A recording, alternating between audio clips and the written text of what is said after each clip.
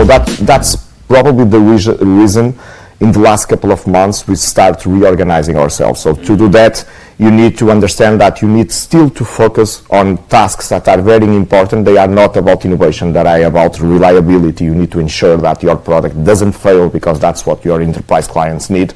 But at the same time, you need to keep going, and AI is a good example, so you need to invest on that. So the way we did in terms of the R&D was to split our zones of productions in groups of products. So we split, for example, AI from the platform, where I am, because on the platform most of our products are critical.